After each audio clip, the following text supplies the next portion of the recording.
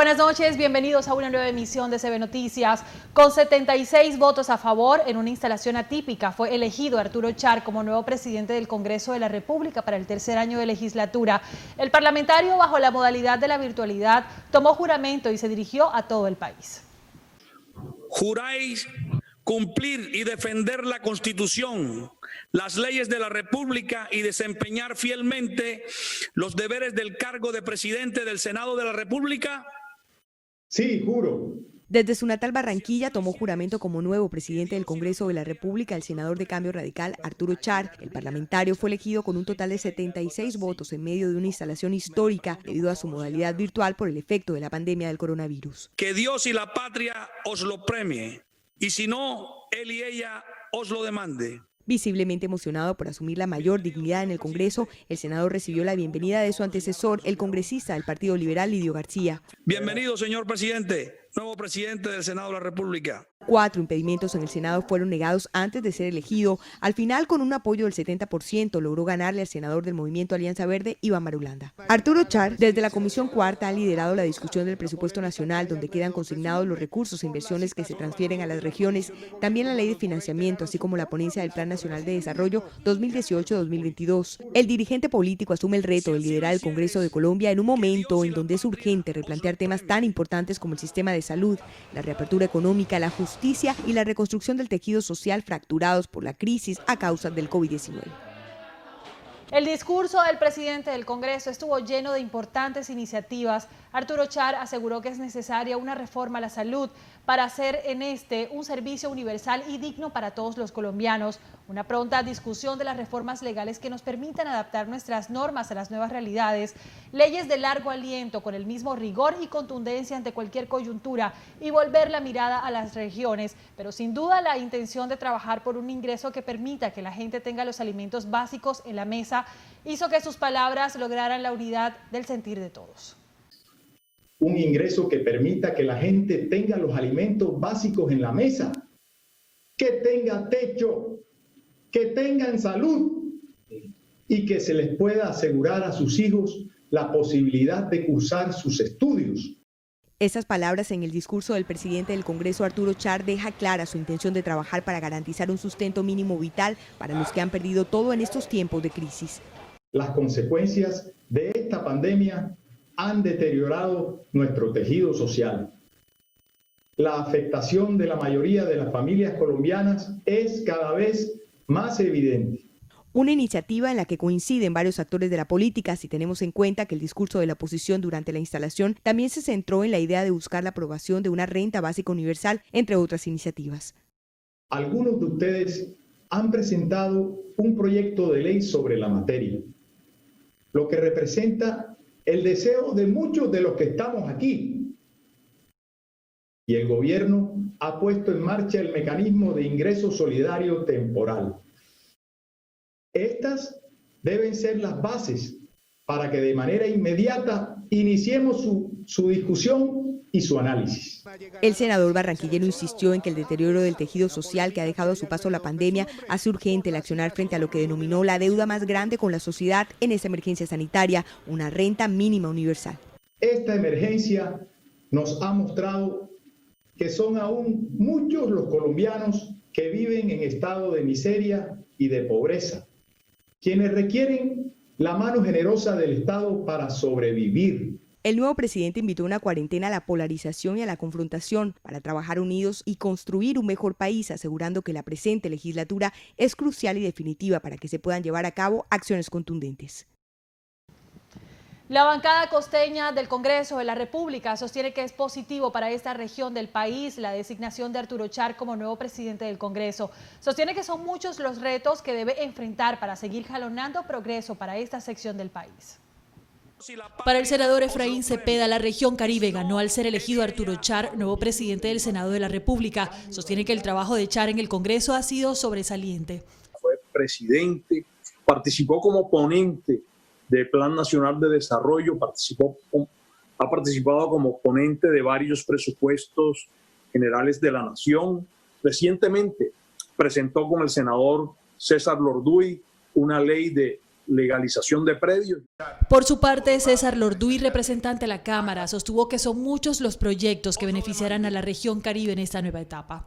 Formado empresarialmente, académicamente, con todas las virtudes de un hombre caribeño, nos representará con lujo de detalles. Ambos coinciden que Char, como presidente de la Comisión Cuarta del periodo 2014-2018, impulsó proyectos como la reforma tributaria, el plan de desarrollo, el presupuesto y el sistema general de regalías.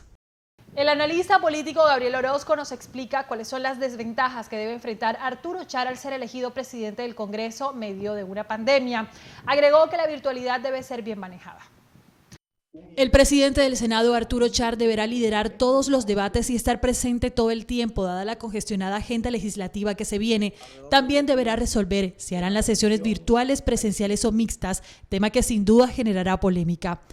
Con las nuevas medidas de bioseguridad fue inaugurada la legislatura 2020-2021 del Congreso de la República, en donde se instauraron unas nuevas directivas con Arturo Char a la cabeza.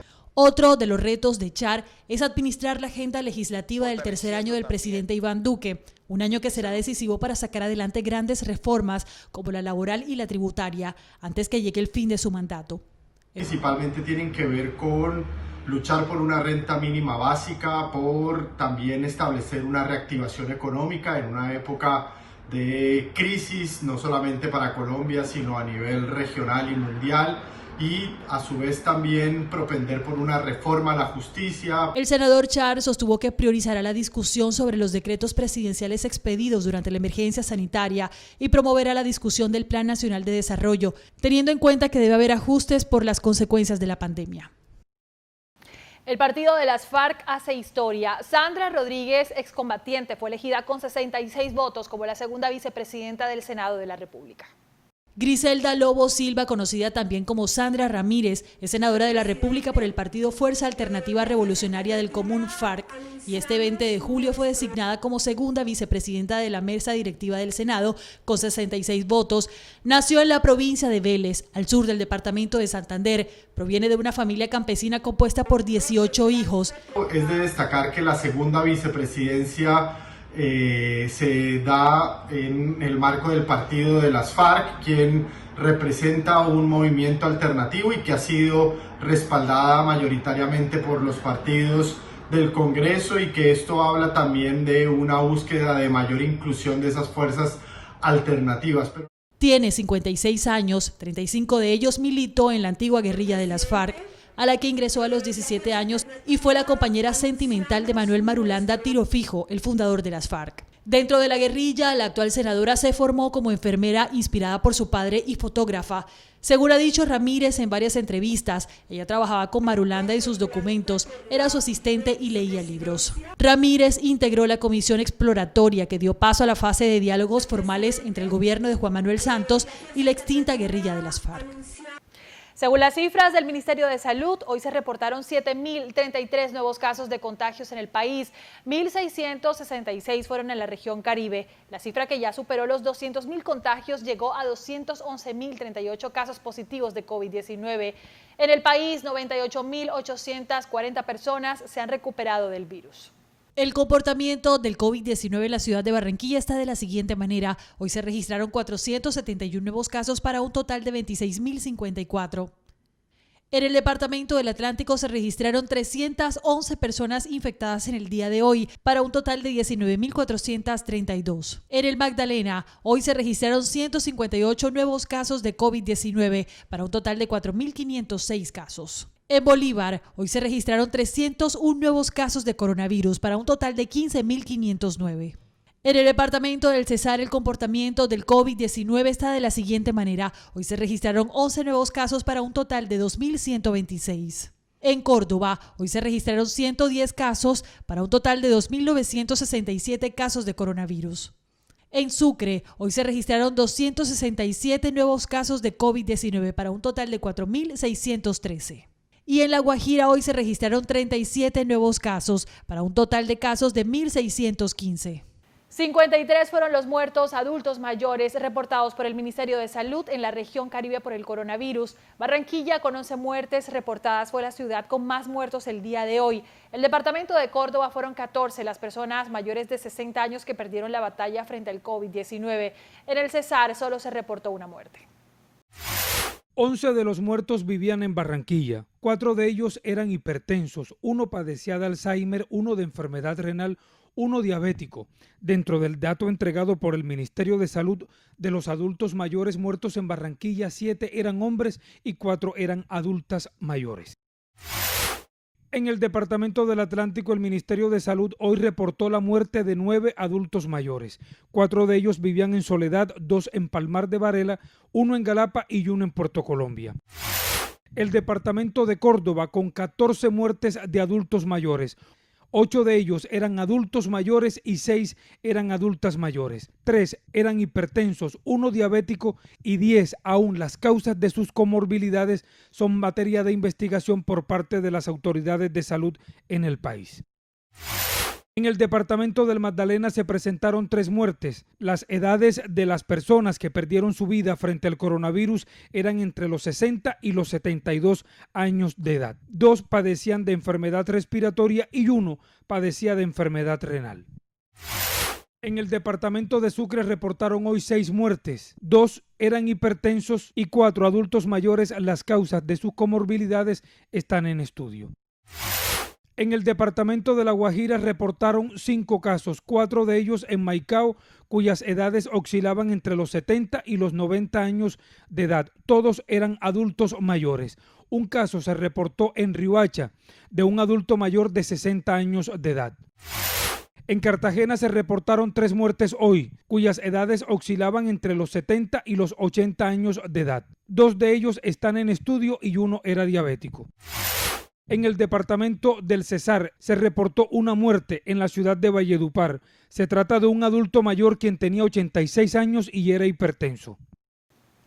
Una semana más en pandemia y el efecto serrucho en términos de contagios se sigue marcando. En Barranquilla, por ejemplo, los contagios reportados por días nos entregan esta gráfica en donde vemos que la cifra viene disminuyendo desde el lunes 13 de julio, cuando se registró 400 casos positivos. El martes la gráfica se elevó a 592. El miércoles descendió un poco a 420 infectados por día, según el Instituto Nacional de Salud. Pero miren, el efecto serrucho llegó a uno de los puntos más altos cuando el jueves alcanzó 971 nuevos casos que prendieron las alarmas de las autoridades de salud en la ciudad. Pero no se quedó ahí. El viernes superó todos los pronósticos y llegó a la alarmante cifra de 2.106 nuevos casos de contagios. El sábado la cifra tuvo una caída en picada hasta llegar a 559 casos. Sin embargo, el domingo la cifra se volvió a disparar y el Ministerio de Salud registró 1.509 casos ese día. El 20 de julio, el lunes festivo, los positivos en Barranquilla llegaron a 527. En el caso de los muertos en la misma ciudad, el efecto serrucho se acentúa y vemos que el lunes 13 de julio se registraron 14 muertes por coronavirus. El martes subió a 40 personas quienes perdieron la vida a causa del COVID-19. El miércoles la cifra registró un leve descenso con 25 muertos. El jueves se registraron 33 muertes y el sábado la cifra bajó a 15. En Cartagena los contagios muestran un leve aumento en esta última semana con 428 nuevos contagios y 11 fallecidos. Hasta ayer la Heroica tenía 13.026 casos y 420 víctimas mortales. Las cifras en Cartagena para esta última semana estuvieron de la siguiente manera. El lunes 13, 123 personas contagiadas con coronavirus. El martes, 213. Miércoles, 210. El jueves se registró un aumento de 668 personas contagiadas. El viernes bajó un poco a 438. El sábado subió a 514 y el domingo 183. El lunes festivo, 213 personas contrajeron el virus. Otro debate que por estos días ocupa a los profesionales de la salud es si Barranquilla ya alcanzó el pico de los contagios. Según el epidemiólogo David Godoy, la capital del Atlántico podría ser una de las primeras ciudades en superar la crisis. Llegar al pico de la pandemia es importante porque entre más rápido se llegue, más rápido se podría aplanar la curva. Pero en ciudades como Barranquilla, Santa Marta y Cartagena, ¿ya llegamos al pico? Barranquilleros, me parece que todavía es muy pronto para pensar en que ese pico de la pandemia haya llegado a un punto en el que podamos ver un descenso equilibrado. ya que si lo miramos de una manera objetiva, nuestras autoridades han podido decirnos y comentarnos que muchos de estos casos no fueron reportados a tiempo y que aún hay pruebas represadas. Sin tener certeza de la realidad en estas ciudades, expertos reiteran el llamado al autocuidado. Cuidarnos un poquito más y tengamos todavía un poquito más de precaución y mantenernos en casa por la hora. Esperemos a que las cosas mejoren un poco más, esperemos a que la pandemia realmente tenga una bajada que sea objetiva en cuanto al conocimiento de los casos y esta prudencia puede llevarnos a hacer la ciudad con mejores resultados al final de esta pandemia. El ministro de Salud, Fernando Ruiz, por su parte, aseguró a través del programa Prevención y Acción que la propagación del coronavirus es distinta en cada ciudad de Colombia, por lo que los picos se alcanzarían en fechas distintas en cada territorio. Las autoridades de salud en Barranquilla desde la semana anterior han intentado explicar reiteradamente el por qué el aumento significativo de las cifras entregadas por el Instituto de Salud. El pasado lunes hasta se llegó a afirmar que no eran reales, pues hoy también entregan su declaración con relación a las cifras registradas. Los procesos de actualización que van controlando el represamiento de pruebas positivas para COVID-19, no solo en Barranquilla, sino en Colombia en general. Las pruebas reportadas positivas el día de hoy incluyen periodos anteriores como mayo, junio y lo corrido del mes de julio. Y es momento de revisar en porcentajes de la ocupación en las camas UCI de las principales ciudades del Caribe. La situación más preocupante es la de Santa Marta, en donde a este punto ya hay una ocupación del 99%. Los contagios han aumentado en la última semana a 2.466. Montería, con alerta naranja, tiene el 91% de sus ocupaciones de las camas UCI y en Cartagena se mantiene entre el 68 y el 74%. Barranquilla ya pasó la alerta naranja a alerta amarilla y bajó la ocupación de las camas UCI del 90% al 69%. En el Atlántico, y que incluye Barranquilla, hay una tendencia a la reducción en el número de casos.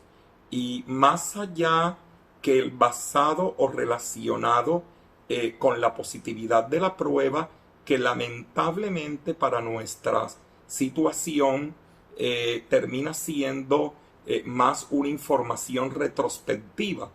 Pero hay una información que resulta interesante y es la reducción en la mortalidad por causa natural, que tiene en el departamento una tendencia a través del tiempo con un más y un mínimo, fluctúa en unos pequeños rangos y todo lo que esté por encima de este rango es atribuido obviamente a la pandemia. Y esa es toda la información en CB Noticias. Recuerden seguirnos en nuestra página web www.cbnoticias.com.co. En nuestras redes sociales nos encuentran como @CBNoticiasTV. Nos vemos.